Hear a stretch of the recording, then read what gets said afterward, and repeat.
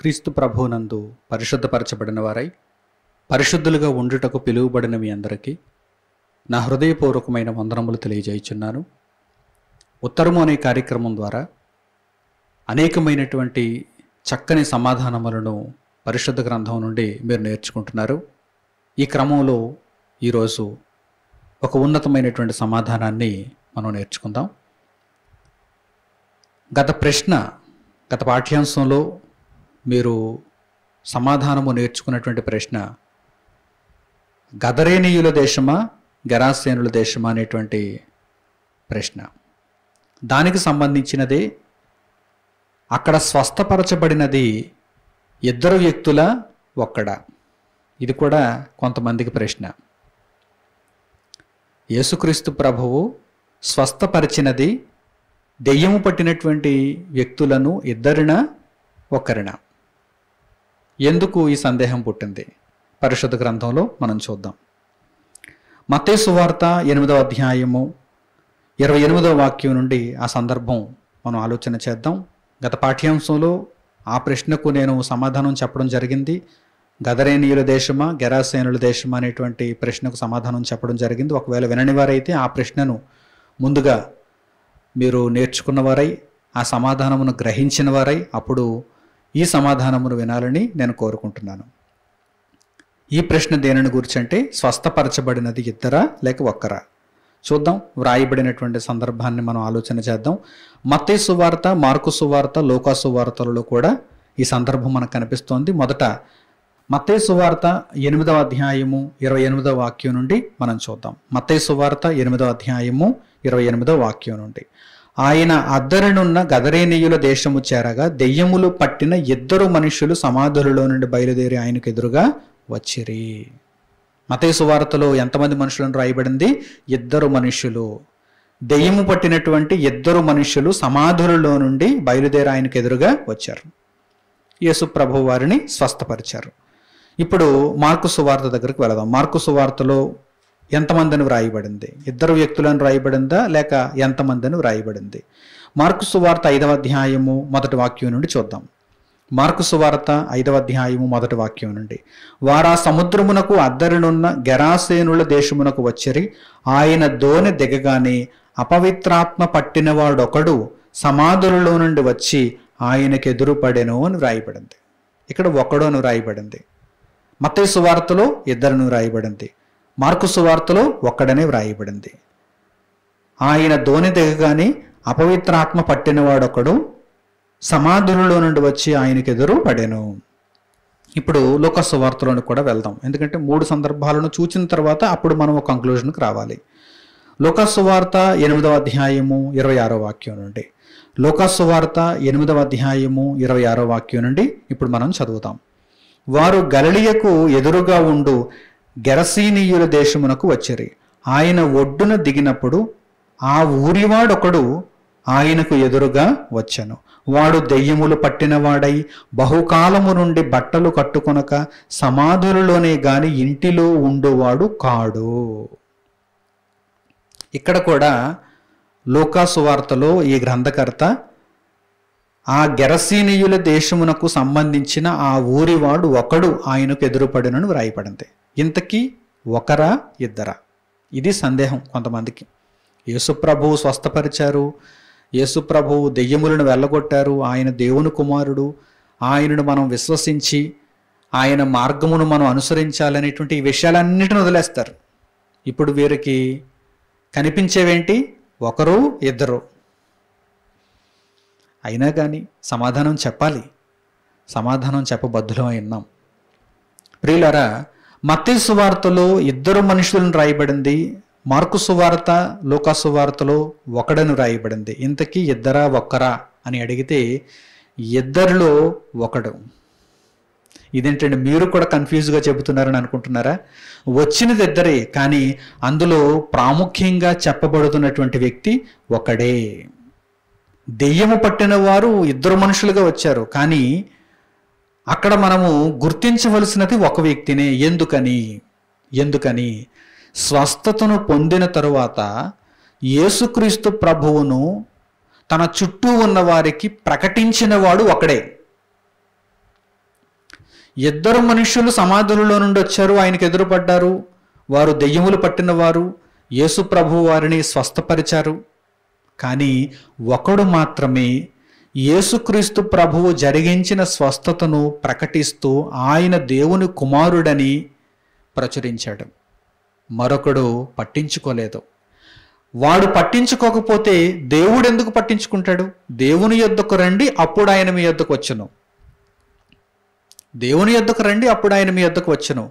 దెయ్యము పట్టిన వారు ఇద్దరా ఒక్కరా అంటే మార్కు సువార్తలోను లూకా సువార్తలోను ఎందుకు ప్రత్యేకంగా ఒకడు అని వ్రాయబడిందంటే, వారిలో ఆ ఇద్దరిలో మత్తయ్య గారు వ్రాసినటువంటి ఆ ఇద్దరిలో ఒకడు మాత్రమే తరువాత యేసు ప్రభువు యొక్క ఆ యొక్క స్వస్థత కార్యక్రమాన్ని ప్రచురిస్తూ ప్రకటిస్తూ దేవుని కొరకు నిలబడ్డాడు.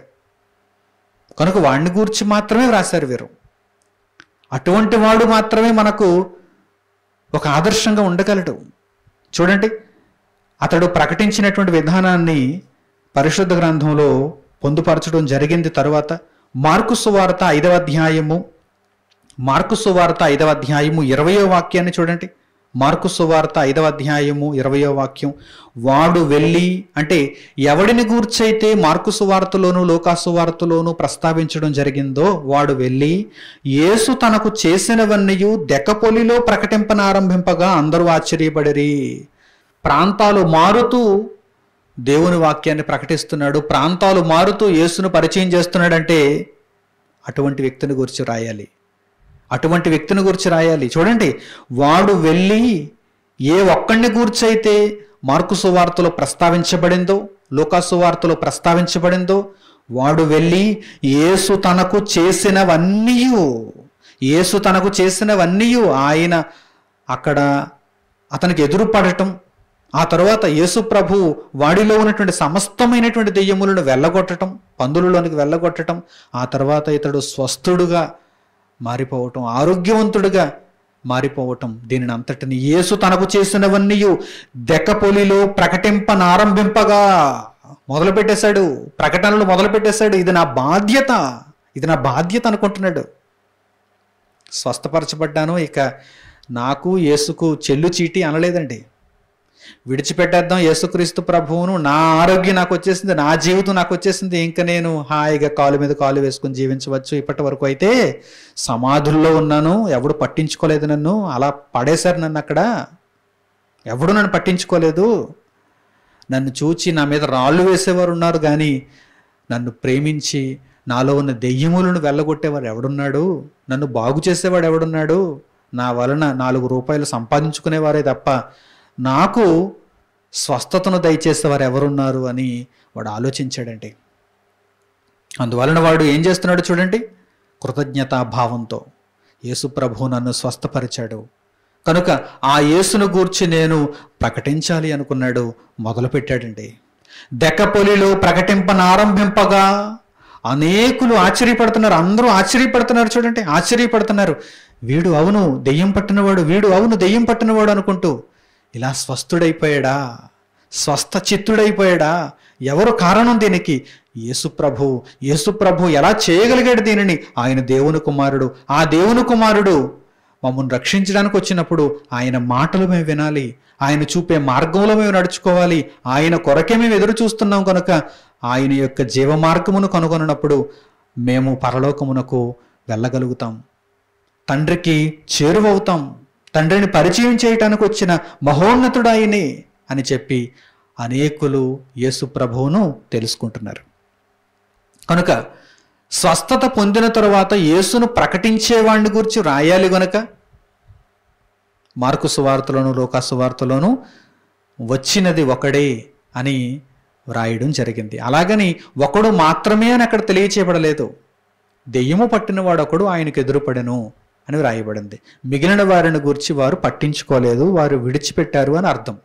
ఇక మత్తయి సువార్తలో మరి మనకు ఈ విషయం అంతా అర్థం కావాలంటే మత్తయి గారు ఒక క్లూ ఇవ్వాలి మనకి.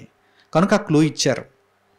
వచ్చిన వారు ఇద్దరు, కానీ స్వస్థపరచబడిన తర్వాత యేసును ప్రకటించింది మాత్రం ఒకడే. ఈ విషయాన్ని మనం తెలుసుకోవాలని మత్తయి సువార్తలో ఆ విధంగా వ్రాయబడింది. కనుక ఒకరా ఇద్దరా అంటే నిజానికి వచ్చింది ఇద్దరే, కానీ నిజముగా స్వస్థపరచబడి నిజముగా ఆ స్వస్థతకు అర్థాన్ని తెలుసుకొని నిజముగా ప్రభువును ప్రకటించింది ఒకడే అనే విషయాన్ని ప్రతి ఒక్కరూ గమనించి, పరిశుద్ధ గ్రంథంలో తప్పులు లేవని తెలుసుకొని, తప్పులన్నీ మన జీవితాలలోనే ఉంటాయని తెలుసుకొని, ఇక మీదట ప్రభువును తప్పుడు దృష్టితో కాకుండా, పరిశుద్ధ గ్రంథమును తప్పుడు ఆలోచనతో కాకుండా పరిశుద్ధమైన దృష్టితో చూడగలిగితే పరిశుద్ధమైన బ్రతుకు ఆపాదింపబడుతుందని సర్వ ప్రజానీకం తెలుసుకోవాలని ఇందు మూలముగా తెలియచేయడం అయినది. తండ్రి అయిన దేవునికి ప్రార్థనలు ఏకీభవించండి.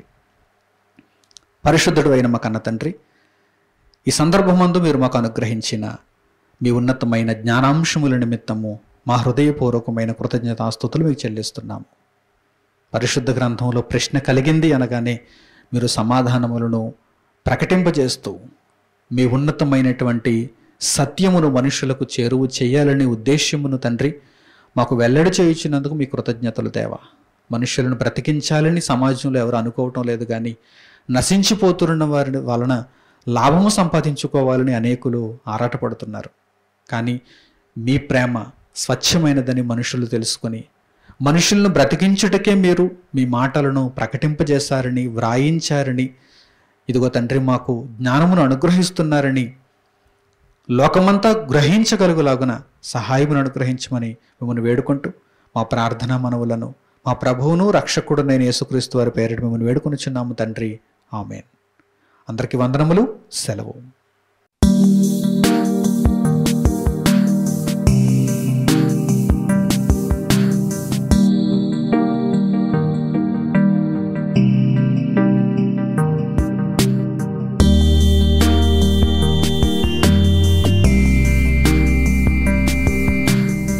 సహోదరులు మణికుమార్ గారు ప్రసంగించిన ఎన్నో ఆత్మ సంబంధమైన సంగతులను ఉచితముగా వీక్షించుటకు మా యూట్యూబ్ ఛానల్స్ ను తప్పక దర్శించండి.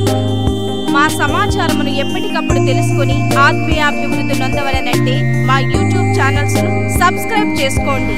సత్వర నోటిఫికేషన్ల కొరకు సబ్స్క్రైబ్ బటన్ ప్రక్కనే ఉన్న బెల్ సింబల్ ను క్లిక్ చేయండి.